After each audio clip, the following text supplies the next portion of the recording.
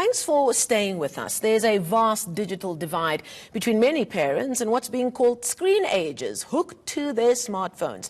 Now, Dean McCoubrey is an expert who promotes digital well-being and understands both sides of the great divide. He works with students, parents and schools to bridge that gap. Now, McCoubrey is the founder of an organization called My Social Life, and he joins us now live from our Cape Town studios.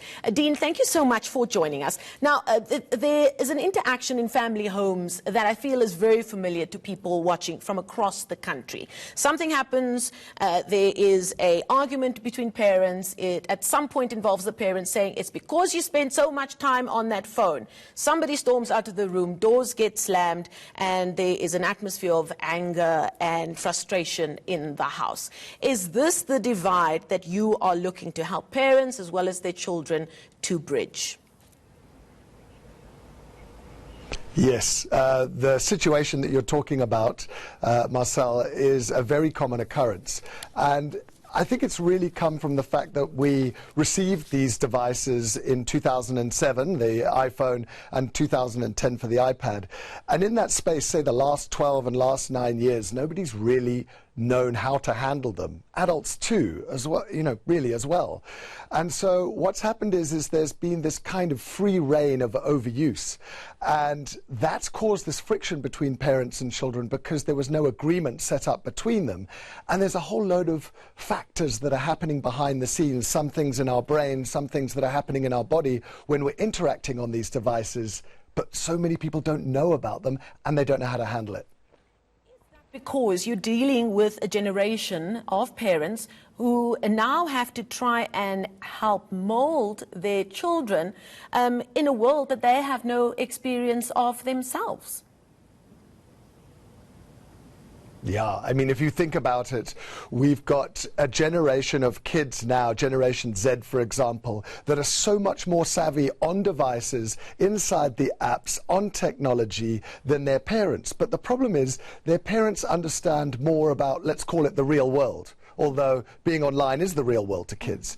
And so that creates this kind of sense of confusion and misunderstanding between the two groups.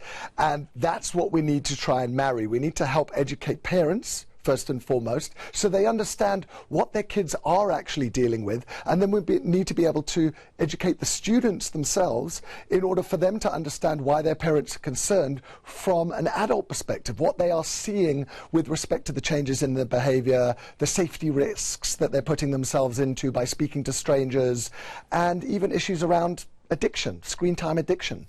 And now, speaking of that word addiction, how important is language here? The use of the term or the phrase, you're addicted to that phone, trying to demean or shame children to stop them from using their phone. Talk to me about how important language is when trying to engage with young people in your house that spend far more time on their phones than previous generations.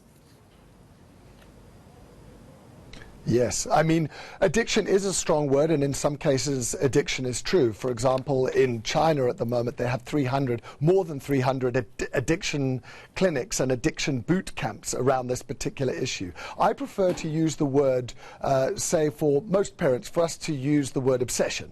That people can become quite obsessed with their devices. And that's not necessarily too extreme, because if you look at it, it is very difficult for people not to look at their devices, not to pick them up, not to want to like or not to play the game. And so we need to be very careful. And most importantly, I think what we need to understand, and this is absolutely critical, is that both teachers and adults and counselors and psychiatrists need to realize that we, the adults, kind of did this to children because there was no A to Z around how to handle it. So we need to create very concrete boundaries for them, agreements. We need to have these very honest discussions. And if they're going to change their behavior back, what we're going to hope for is that we help them to do it slowly with guidance. Because what often happens, say when people come to our talks in schools, what they do is the parents go away and then they go back home and they say, you're going to get off your device and you're going to sign this contract. Not even the word contract. Let's have a discussion. Let's create an agreement which you work inside. Habits take 3 weeks to change, so I'm going to give you some time to change. There needs to be some consequences, whatever those may be, things that normally you'd really like. And you build together, because at the moment there's actually quite a lot of friction between the parents and the students. And I want to add one very important thing. If that friction continues, you lose trust with your children.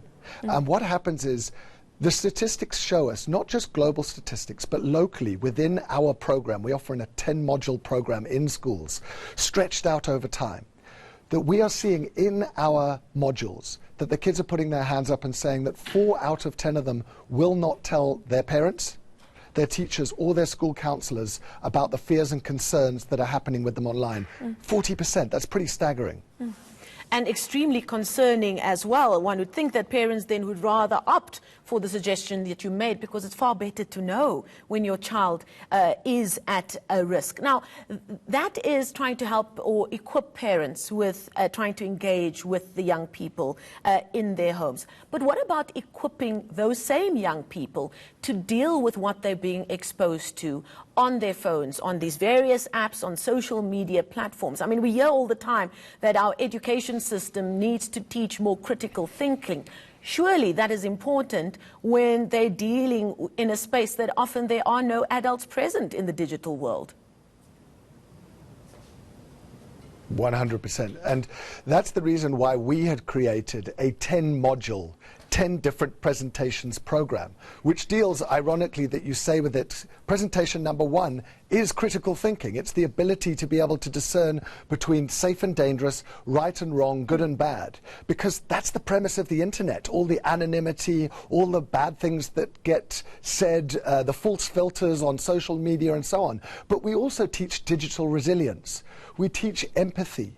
We teach what happens if you put bad things out onto the internet, which is called digital footprint. We deal with sexuality, things like stranger danger or sextortion, revenge porn, pornography.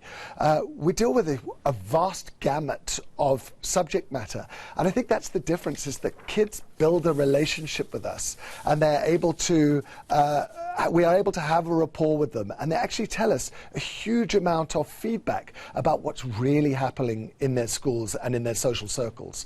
And so what it requires consistency and duration over time on a whole load of topics. You know, the internet is such a huge thing, and it requires that consistency and that depth into all these topics to get kids to trust you, first of all, and then to respond, and then to get them to change their behavior. It's a commitment.